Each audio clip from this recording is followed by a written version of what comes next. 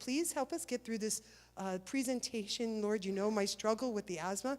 For some reason, when I come in the sanctuary, it starts flaring up. But Lord, I know that you are in control, and we thank you. Lord, help this to be a presentation that can enlighten my new friends here at the Eastwood Church. In Jesus' name we pray. Amen. All right, let's see what we can do here. All right. So, let's see. Has anybody used charcoal as a remedy? Raise your hand if you're familiar with charcoal. How about raise your hand if you're not that familiar with charcoal? Okay, so there's a handful of people who don't really know that much. So I'm going to talk to you a little bit about the history. Oh, let there be light. Right. Hold on one second, though. I do want to. Sometimes I can talk myself down out of an asthma attack, believe it or not. So we're going to try. Okay. If not, Ron's going to jump right in. You know what, Ron, could you get me a cough drop, maybe? You know where they are? In my purse. In the fellowship hall. In one of the buckets if you're facing all the buckets, it's the left hand. Or you could just borrow one from somebody. Thank you. I'll replace it with a new one. Thank you so much. That's our favorite. The Ricolas are our favorite. Thank you. All right. This will help, I hope. All right. What? 30 minutes or less. I can do it. All right. So charcoal is an amazing substance. It is recorded dating back as far as papyrus when you started writing, okay? It's been used medicinally since then as a detoxifier, a poison antidote, and actually like a cleanser. So let's talk a little bit about, I'm going to hold three things here. This, do that, and that. In the Desire of Ages, we have the cure could be wrought only by the power of the great healer, yet Christ made use of the simple agencies of nature.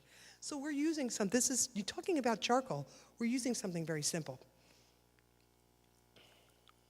Again, in the Desire of Ages, Jesus saw in every soul one to whom must be given the call to his kingdom. He reached the hearts of the people by going among them as one who desired their good, didn't he? Well, let's see how charcoal can work for us in many applications. All right, in 1813, does anybody remember that year? 1813? All right, well, there was a well-known French chemist named Michel Bertrand. Now, Michel Bertrand took 1 teaspoon of arsenic. Now, if you know anything about the poison of arsenic, 1 teaspoon can kill a person over 150 times. Can you imagine that? But guess what? He lived. How did he live? Because he took copious amounts of charcoal with the poison, and he had no ill effects. None whatsoever. So let's talk a little bit about charcoal. So first of all, what is charcoal? Does anybody know what charcoal actually is? Except Ron? Not what we use. We're going to talk about that. I'm not even repeating that because we're going to talk about that. All right. Well, charcoal is actually a substance. It's formed by burning either wood or even better, coconut shells, okay?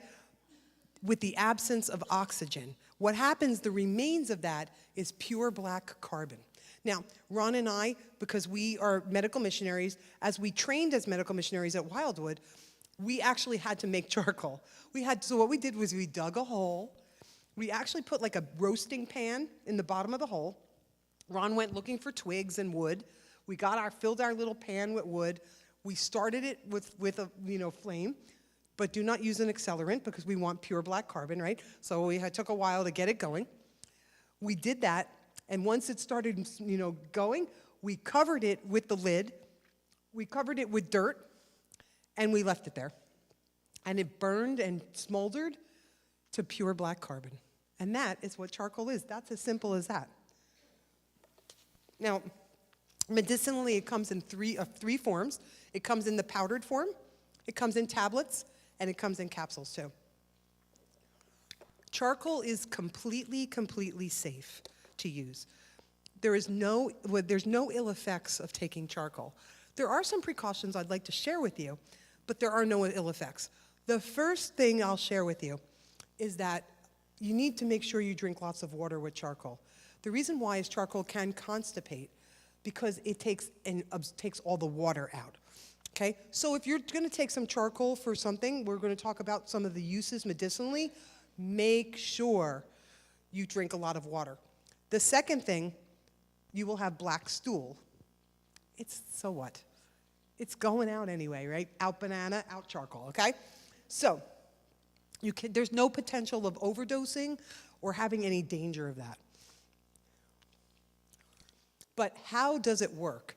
I'm sure you want to know, why does charcoal work and what it works on? Let's talk a little bit about that. You're going to see here a word I can spell. That is spelled correctly. Not absorbent, it's adsorbent. Now, you can look up there. I mean, this isn't the greatest picture on the screen here, but this is looking at the particles of charcoal. Charcoal is ground into a very fine powder.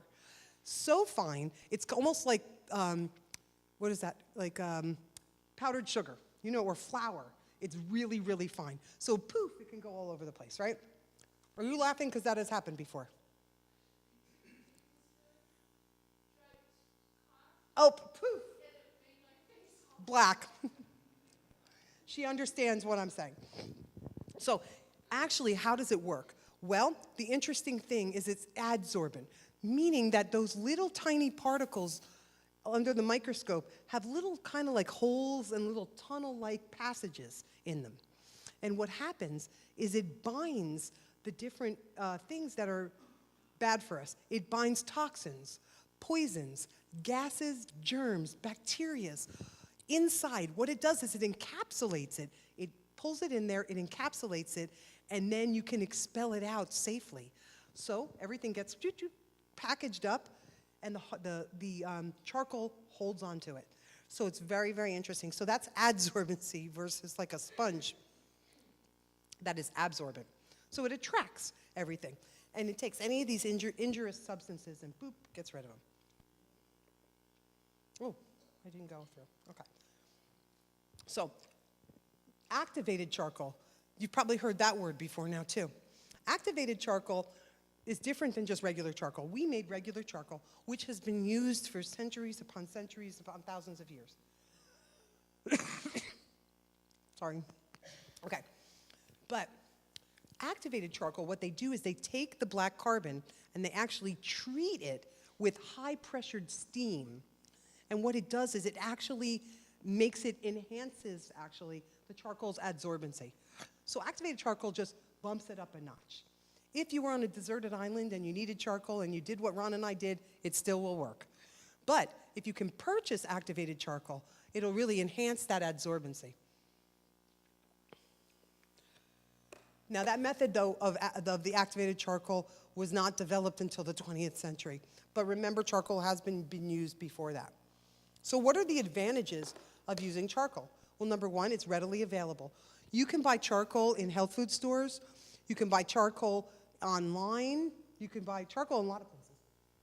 It's affordable. It's very inexpensive as a medicinal compared to medications, right? It's simple to use. You're going to see, I'm going to go through a lot of the applications. You'll see how simple it is. It's totally harmless and is highly effective. Now, here is where I will quell any craziness. What it is not. Charcoal briquettes. It is not charcoal briquettes. Please do not grind up a briquette that is full of poisons and accelerants, and please do not use that. The second thing it is not scorched food. That is not, although I remember in one of my classes, somebody says, my grandmother used to burn toast and scrape it off and give it to me, and I always felt better. I'm like, well, It's not adsorbent. I don't know, but I'm glad it made you. But I'm particularly concerned about scorching food because it becomes a carcinogen when we burn things. So I would not suggest that. That is not going to help you with the charcoal. But if it made her feel better, then that was good. Maybe because Grandma gave it to her, right? All right, so what are the internal uses of charcoal? When you take it internally, it's basically a medicinal wonder. Charcoal works best when you mix it with lots of water, like I said, and watch these simple directions. You'll see how easy it is. So when we're using it, and I'll tell you why we would use it, but this is how we would use it. You'd make a charcoal slurry. A charcoal slurry is 1 to 2 tablespoons of charcoal, and then you mix it in like 8 to 10 ounces of water, and then drink it down. Easiest to do is drink it with a straw, or you might have the same problem, right? Poof, right? So drinking it with a straw makes it so much easier and less messy. But listen, I was having some stomach issues.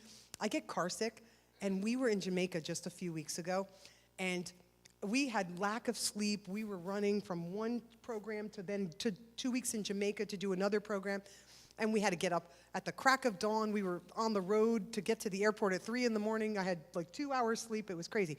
And then I get car sick. So what happens? We get to Jamaica in a very rural place, and we have to, for going like 45 miles, it took us like 3 hours, okay?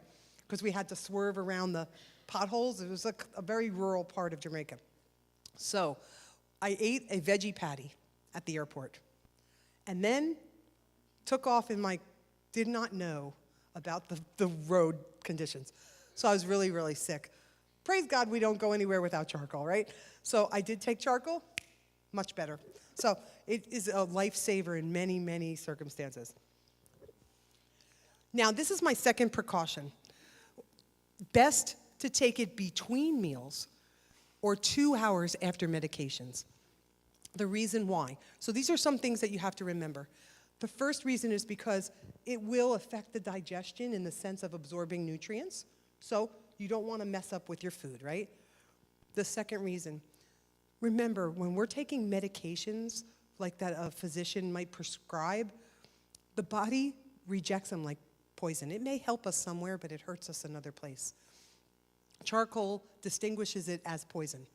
So it will adsorb, and so if these are life-saving medications, you certainly don't want to take charcoal and have a concern with your own health. So if you're going to take charcoal for any other reason, which you can, I mean, there's no reason why you can't, even if you're on medication, just make sure you've taken it after you take your medications at least 2 hours. So that is our third actually, because meals, medications, and drink lots of water. So what are the internal uses? Poisoning. Does anybody here a nurse? Okay, so we have some nurses.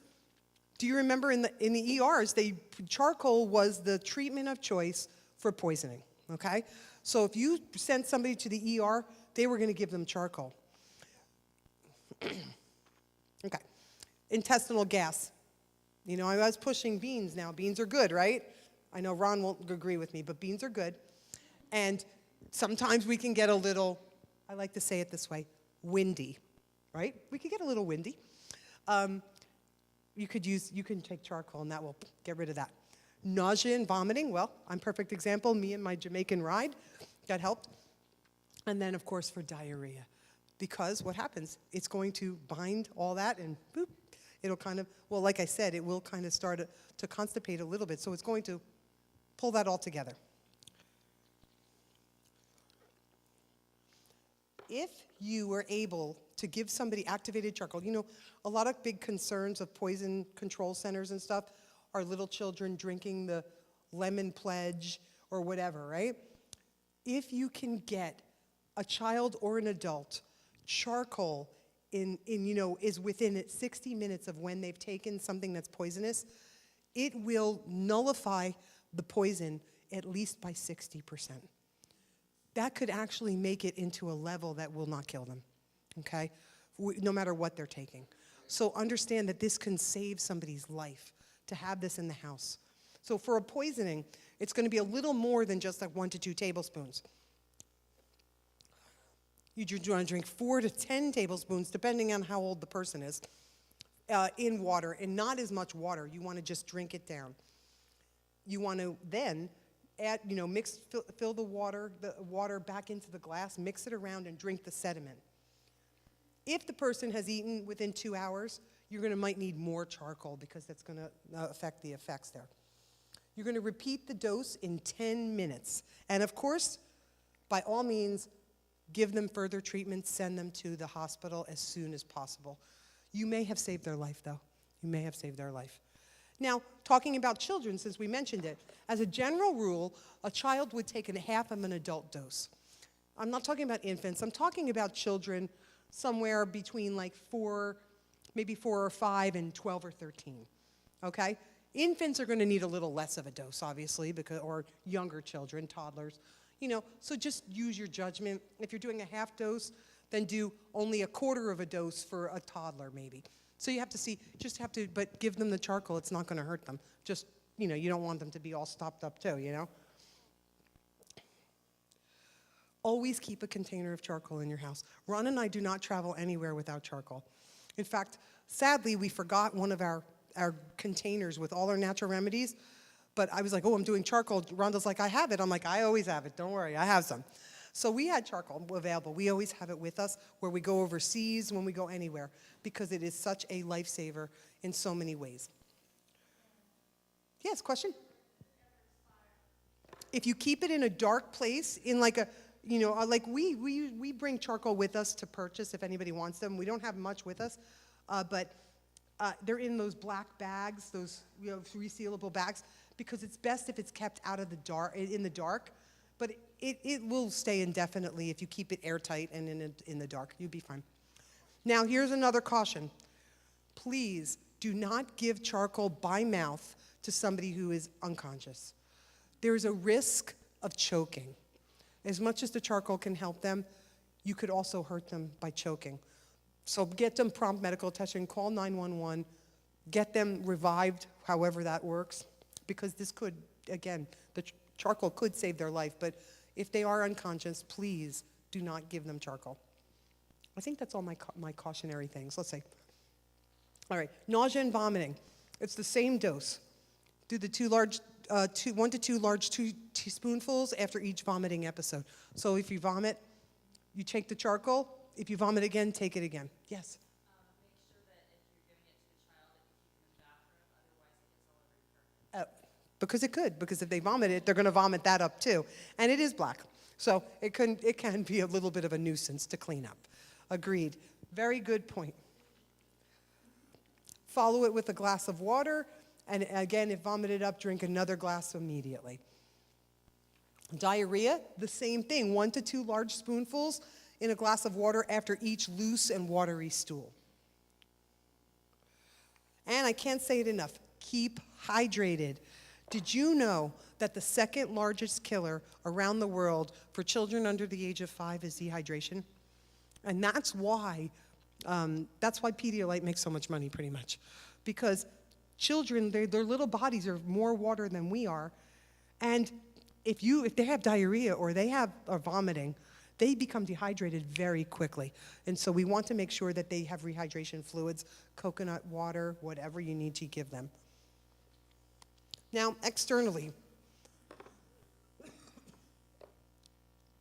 it's very effective when using it externally too, because actually it works right through the skin. So when you apply it onto the body surface, it'll absorb poisons and other harmful things right through the pores of the skin. So here's some of the external uses. Now at Wildwood, when people have issues where they've had a lot of medication, or they've had maybe detoxing from cigarettes or smoking, or that's cigarettes and smoking, I guess that would be the same thing, right? Alcohol, a lot of times, or they've had a lot of medications because doctors have prescribed them multiple medications. And what Wildwood is trying to do is use how to complement those things and give in their body by using natural remedies, and eventually try to wean somebody off of the medication so that they can have a better chance of doing well. They sometimes do a poultice right on the liver because it will draw out any of the toxins through the liver. So they'll do that before they go to bed. So external uses. Infection or inflammation of the skin and joints. Talking about arthritis, You can use charcoal. It will reduce inflammation if you use a poultice. We are going to actually do a demonstration on how to make a poultice today. In fact, you have the handouts that if you look on the back of your bulletin, if you scan that back of the bulletin, you will have all the handouts. It has the whole charcoal recipe that I have. I have a few recipes, how to do an eye drop, how to do the poultice, how to make the tablets. It's on there. So you'll be able to do those at home. But for infection or inflammation of the skin and joints, I'm going to tell you a little bit of a story that Ron and I were in India, and I was doing a presentation on charcoal. And so, interesting, there was a gentleman sitting way in the back in this church in Hosu, which is like where their conference office is. And I said, does anybody here have an issue that they would like me to put the poultice on them? This man runs all the way from the back of the church to the front of the church. Now, he didn't speak English, but I had a translator. And he proceeded to say that he had this rash, and he lifts up his pant leg. He had this rash all over his leg, and he said he had it for 3 months. And he couldn't get rid of it. Nothing worked. It was itchy. It was painful. And so I put the poultice on his rash. And then, interestingly enough, he had talked to me later on, and he asked me, would I be willing to come to his house? Because his father had just had a stroke a few weeks before, and the doctors, there was nothing they can do. They just sent him to the home. And the father was very agitated. He couldn't communicate, and he just wanted to know if we, as medical missionaries, could come. This man was not a Seventh-day Adventist. In fact, he was walking past the church, and he heard English being spoken. But then he heard the translation, and he was Hindu and had never been in a church before. But he felt drawn in. So he sat in the back, and then he came up. We ended up canceling our plans the next day. We were supposed to move to another city. We took a ride all the way 45 minutes into his village. Do you know when I got there, he ran out to me and showed me his leg, and the rash was almost gone in one day. Is our God an awesome God? What a ministry this is, to minister to somebody who never had been in a church in their life. So we got there, and just to tell you the story, his father was on the floor. I sat on the floor. I didn't speak his language. He didn't speak my language, but we communicated somehow. And God used us there, and we were able to talk to him, and his family was so grateful that we cared enough to go. It's not how much you know. People don't care how much you know. What do they care? They know? They want to know how much you care. That may have changed his life about understanding about Christianity just by the way we treated him. So anyway, eye and ear infections. You know that charcoal, you can make a charcoal slurry, an eye drop, and please only follow the directions that I have on there because you don't want to get charcoal in your eye. What you do is you put charcoal in distilled water, let it settle to the bottom, and then you, with an eyedropper, pull it off the top, the clear water. It is activated with the charcoal.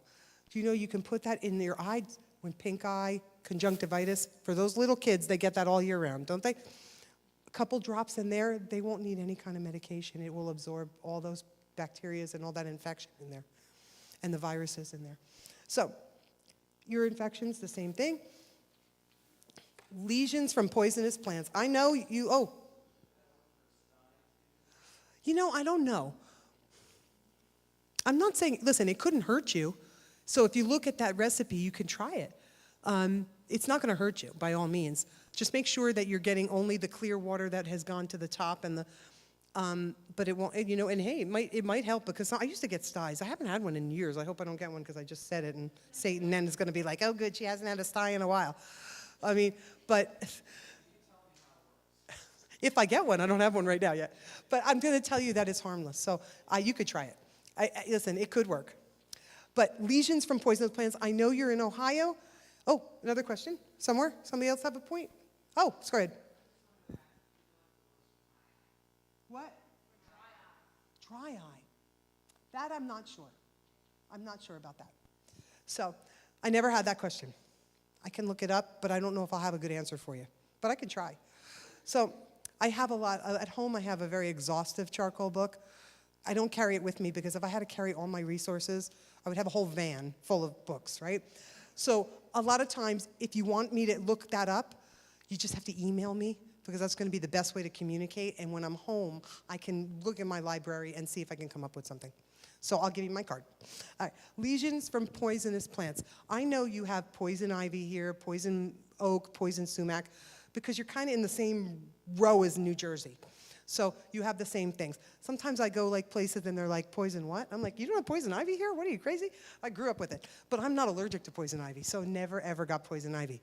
I have a friend who looks at poison ivy across the yard and her whole body is like full of rash. So it does help. I'm going to show you how that helps for those of you who have an allergic reaction to poison ivy. Bee stings and other insect bites. I have to tell you about this story. I'm running out of time here, but I'm telling you anyway. It's okay. I will make sure that we get done. It was really supposed to be 5 to 7, right? 3 to 5. No, and then the natural remedies was 5 to 7, right? Yeah, but I'm going to try to get you out a little earlier, okay? I don't want you to stay too late. So we're going to try to do 6:30 instead of 7. So let's do that. Bee stings and other insect bites. So let me tell you what happened. I woke up one morning.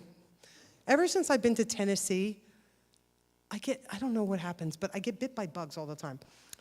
I woke up with this huge, I have to show you, huge red swelling lump on my arm. I'm like, this doesn't look good. Ron, charcoal poultice. So we put the charcoal poultice on. Now, I was going to my sister's that day.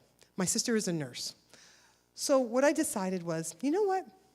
If this doesn't get better by tomorrow, I'll go to Wildwood and let them look at it. Because, being staff at Wildwood, even if I'm part-time staff, they still will see me at the clinic, right?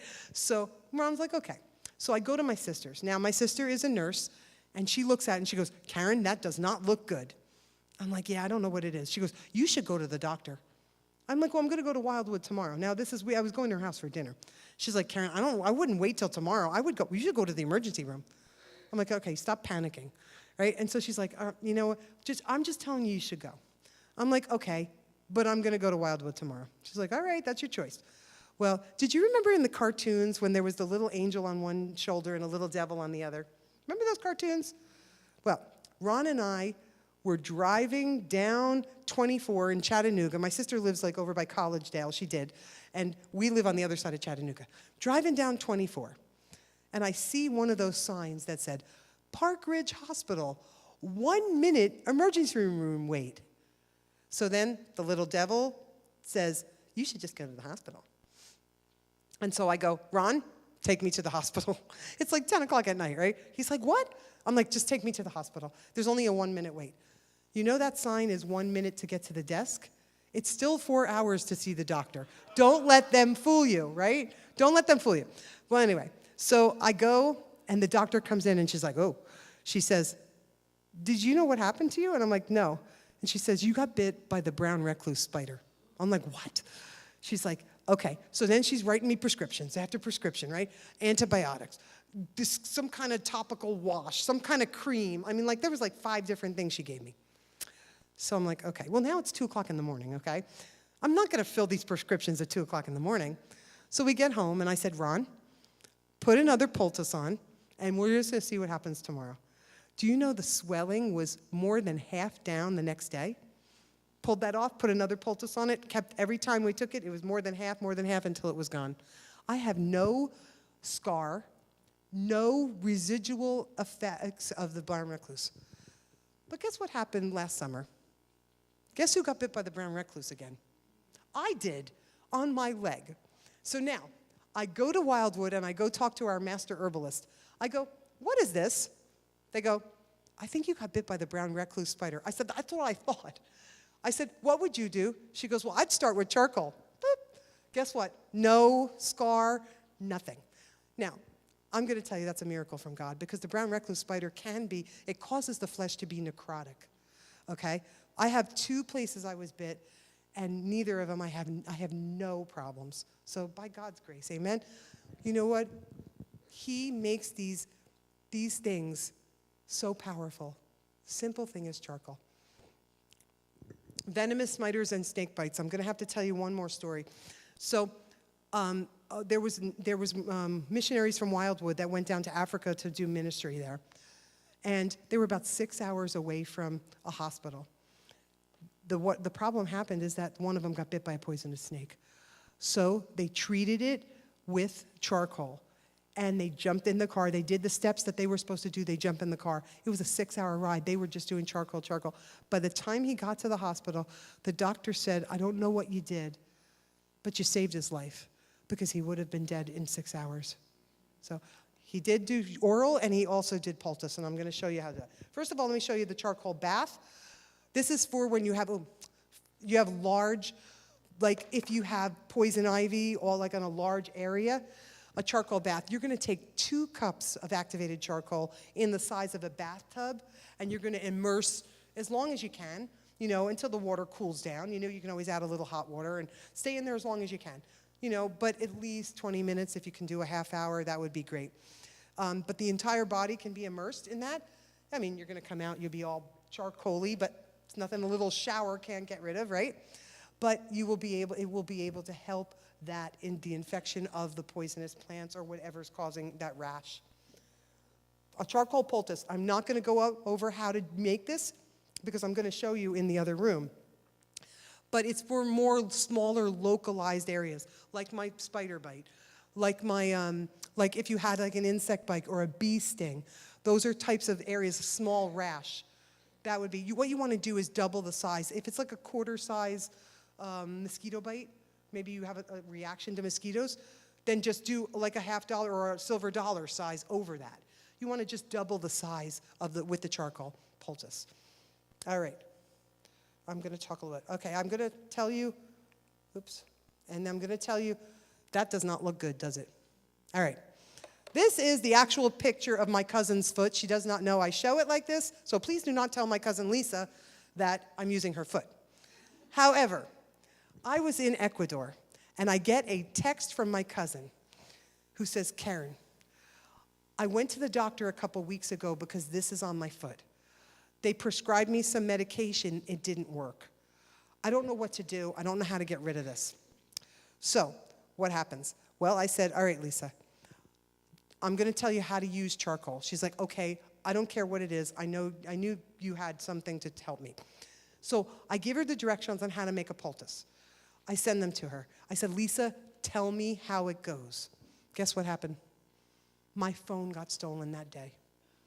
And it was right in the beginning of the trip. So 3 weeks, I did not have a phone. And so, of course, my cousin couldn't communicate me. I had no idea how it was working, but we were praying for her. And so what happened? Well, I got home, had to get a new phone, but Ron did not have her number in his phone, so I couldn't even call her or text her from another phone. So when we get home, as soon as I get on his phone, and I said, Lisa, I said, what happened? She says, Karen, I never heard back from you. I'm like, my phone got stolen. It's a long story, right? So anyway, she says, listen to what happened. So I made the poultice. She didn't know what to do. She went to the health food store, the supplements shop, and they gave her the capsules. So she opened them all up and made like the poultice like I told her to make it. She put it on there, and she said, immediately, the next day, it was better. It was almost all the way gone. So finally, you told me to do it for a couple weeks, but it got better, so I stopped doing it. I said, and then what happened? She goes, it came back. And she says, so finally I went to the doctor, another doctor, because she wasn't happy with the first doctor. The other doctor tested her and really tested her. And you know what he said? I just want to let you know, if you would have kept doing what you're doing, I believe it would have eradicated this, but you have MRSA. She had MRSA. And the doctor said if she would have kept using the charcoal, it probably would have eradicated the MRSA. Isn't that amazing? Not even a natural doctor either. So very thankful, but anyway, to be a long story short, she's better now. She doesn't have this on her foot anymore. All right, so when you're in the outdoors especially, you want to make sure that you carry charcoal if you're hiking. Does he have charcoal with him? Her husband's hiking right now, so hopefully he has it with him, because it can help you in so many ways. Here is, now that's not pretty, right? This is for dramatic purposes only, because that is not a poisonous snake, just so you know. So anyway, and it's not really bleeding, okay? But it works, it makes everybody woo, right? Anyway, so let me tell you how to use it for a snake bite. Okay, first of all, wash the area immediately. Submerge in a charcoal bath for 30 minutes to an hour, using about a half cup of charcoal for about 8 quarts of water, okay? Then you want to apply a large charcoal poultice, which I'll show you how to make. Cover the poultice with plastic because it's going to keep it moist. It's going to keep it covered, and it also helps so that it'll just keep it warm. And that's going to be your best bet for poultice.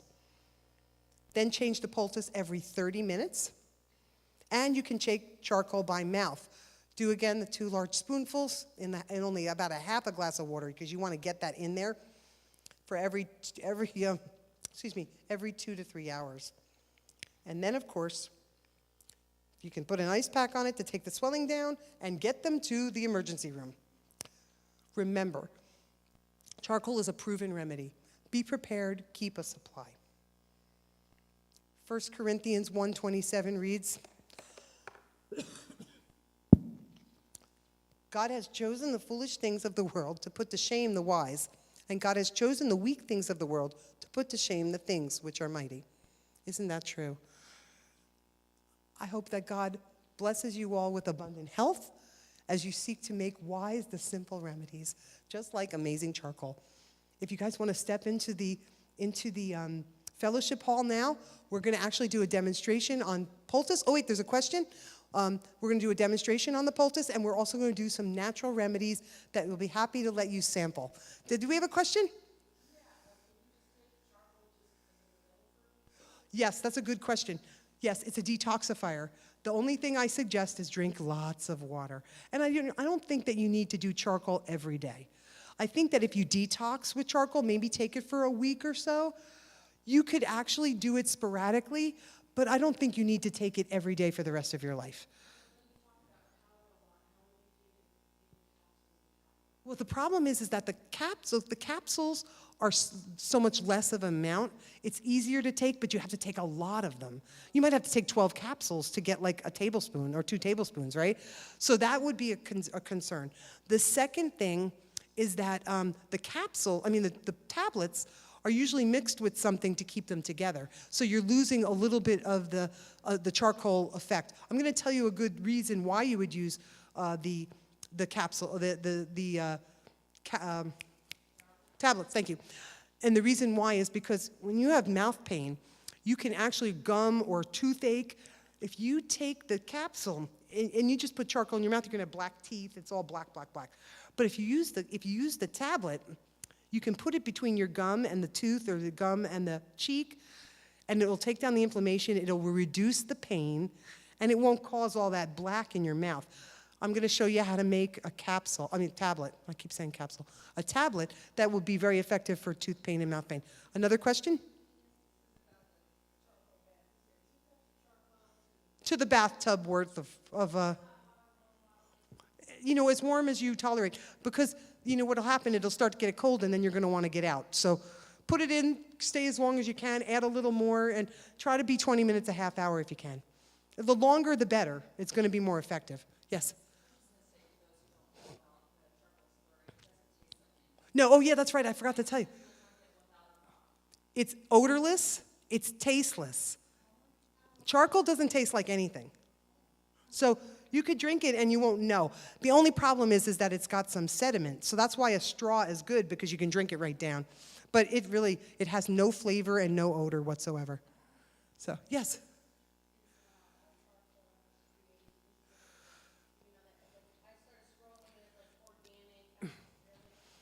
I would go with, the best charcoal to use is the coconut shell charcoal. They find it to be one of the better ones. So I would just look for the coconut shell, but you can use any charcoal. I'm going to say, if it says organic, I'd rather go with organic personally, but as long as it's really certified organic, who knows? This is what I say. When people ask me these questions like that, how can we really tell? Because somebody can be faking something out, right? God is in control. We always pray before we do any kind of treatment. So pray, God, let this be effective. He knows. He can do a miracle. If he can create this world in, 6 days and then rest it on the 7th, he can certainly make the charcoal work, right? So I would just try to buy the best quality that I could. But you're just going to have to, unfortunately, I don't have a name brand. We buy a very good quality charcoal at Wildwood, and that's what I use. So, but I don't know where to get it because I buy it at Wildwood. So anyway, all right, how about if we just stroll into the next room and we'll take care of, we'll take that, and I will promise you I'll get through those very quickly. How's that?